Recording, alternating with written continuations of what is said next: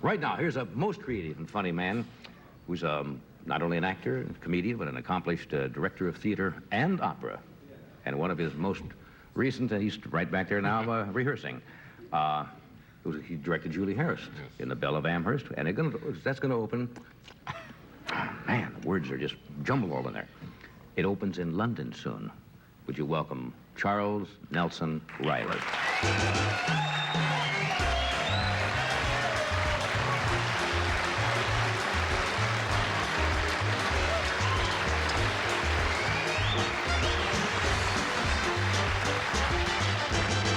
How are you? I'm fine, Charles. Nice to see you. Look very, I don't do this dressed. often. No, you don't. You know what I mean? And my friend is here from New York who says when you walked out tonight, you're the finest dresser on television. Thank you. And you are too, but you know, Thank I you. mean, he always said, Right.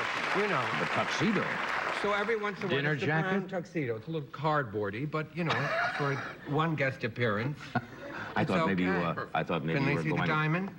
Yeah. No, it's okay. It's silly, isn't it? No, it is But not. everything's all right. How are you? I'm fine. I thought You maybe look you were. very rested. I know. I feel good. Good. That's Feel wonderful. good. Did you see Miss Universe? Yes, beautiful. Isn't she pretty? Yeah, Janelle, lovely, beautiful. Yeah. I saw her at the beginning of the contest. She was like the 6th or 7th to first be on the screen. Did I you pick her figured. too? Yeah, we watched it work. Oh, come on. You didn't pick her too. Yeah, I thought so. I thought she would win. She said she hears that all the time now. Yeah, That it's everybody true. says, I picked you from the start. Very good. I used to know a Miss Universe. I still do. I mean, it's like the reign is over, but, you know, you still have her friend. You know, Yes. everything doesn't end for them after a No, year. that's right. That's right. But she is a wonderful, and I always after her to be an actress because she's the most beautiful woman I've ever met. You know. Can you mention the name? Well, it's Margie Wallace. She was a Miss Universe. And she's a wonderfully beautiful actress who's very talented. I've seen that young lady. She could go with Jim Connors for a Yes, while? yes. I mean, she didn't go with me. I was out with her with a crowd. You know, I don't want to, you know, change my whole image to, you know, get a speedboat and become a skier and everything all in 2 minutes. You know what I mean? Didn't she go with Jimmy Connors? I think so. Yeah, I thought She so. went with, well, I mean, that's why, you know what I mean? Now the whole thing's taken on another turn, but I'll keep going anyway with the story, you know? Oh, sure. Go on ahead. No, so we go out with her, and we're out with a crowd, and she is my favorite, most beautiful woman. Because she has the structure of Raquel Welch and the coloring of Doris Day, you know, which is not so bad. No. And when you go out and you sit in a restaurant like 6 or 7 people in a party, and she's sitting over there, and people come in and you introduce her, you know, and then they turn, they go, they meet her, and they go, ah! You know, that's what happens. You just don't go, you know, can I pour your coffee, or would you like a cigarette, or hello. It's wow. It's ah! And also she wears like sometimes little see-throughs, you know, little things that, ah! And there's no warm-up to it. You just go right at it. And one of the other girls that was with us was very plain Jane. Oh, that's... Well, these things happen. That's... You know? And life is not easy. she's one of my best friends. That doesn't make her, you know, not a nice person, but she used to have I'll get out of this the best I can. She used to have pock marks and that's a shame. big hips and anyway, she used to be a mess.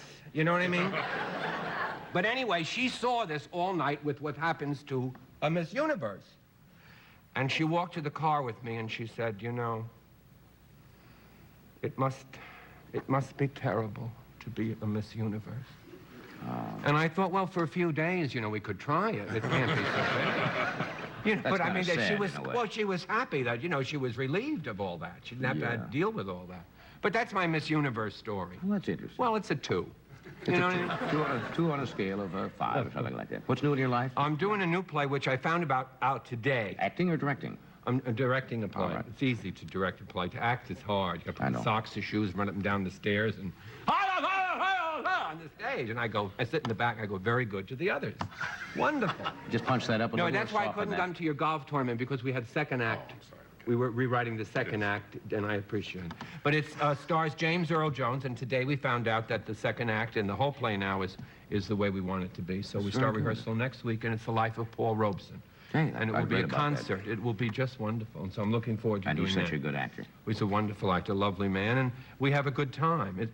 It can be fun, the theater, and that's what I try to do when we put a play together. I would guess. I won't stay on your boat long because I bring The that up boat all is the time. fine. But I would imagine in this weather, that's where you must Yes, head. it's hot there, too.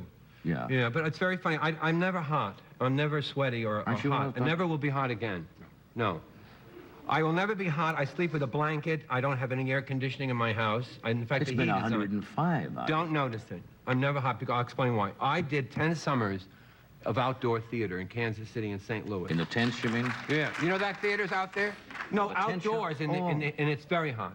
Then you do like the Three Musketeers, and you do Naughty Marietta and Firefly, and you put on the velvet clothes, and you put on the boots, and the big woolen things, and the sashes, and the feathered and the plume hats. And it's so hot.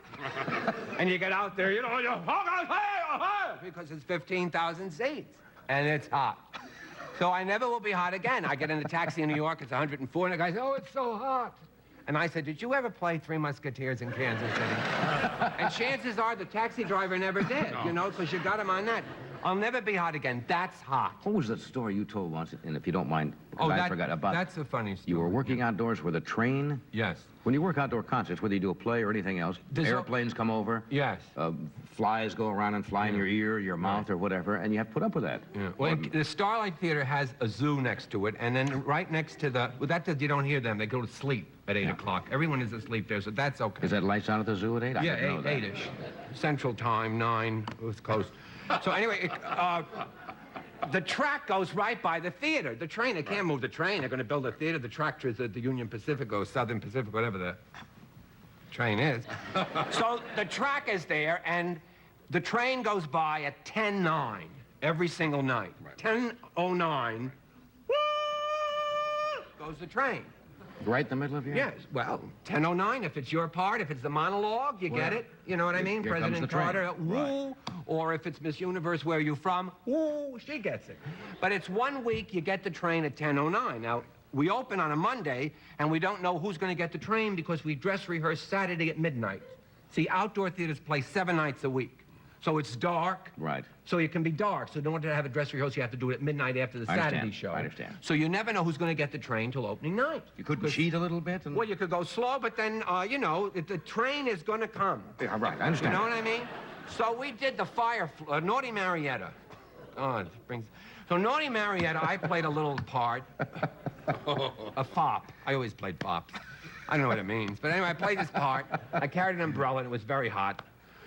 And the girl that had the lead, who was a great singer, Rosemary Brancato, she was from Kansas City, so they interpolated in the middle of Firefly, or Naughty Marietta. They're all the same. You're right. Hat's a different color, that's all. That's right. Basic same plot. Same thing. And what happens is, it's true. They know. It's true. And then what happened was she interpolated, that means put in an extra number because she was from Kansas City, Je suis Titania.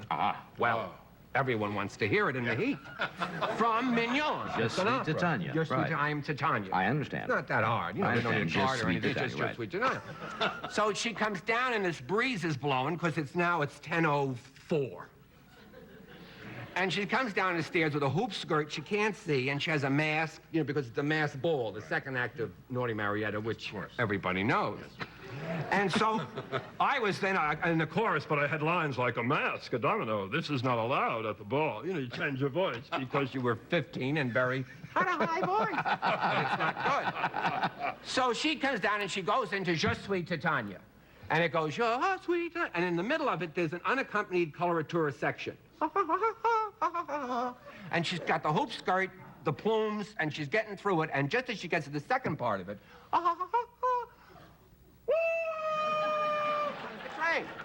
now, she took it Monday, Tuesday, Wednesday, Thursday, Friday, closing night, she said, no more.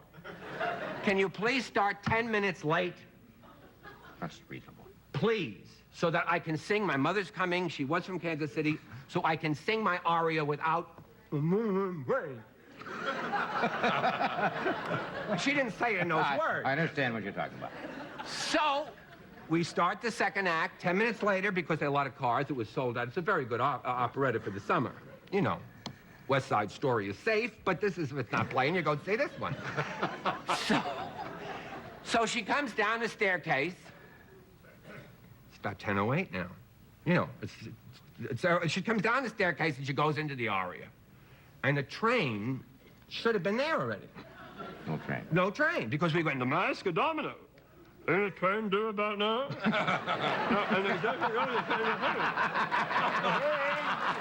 And then she's going, but she comes down the stairs, plumes together the fan. She sings Je suis Titania. Gets into the you-know-what section.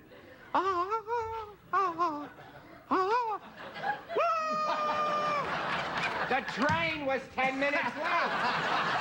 The train could be 10 minutes late. They're funny stories. Well, you tell a mighty funny story. Well, once, you know. Oh, that's a classic. It's funny. That's a classic. We'll do this. We're going to come right back. Who would get the train? Yeah, we're just going somewhere.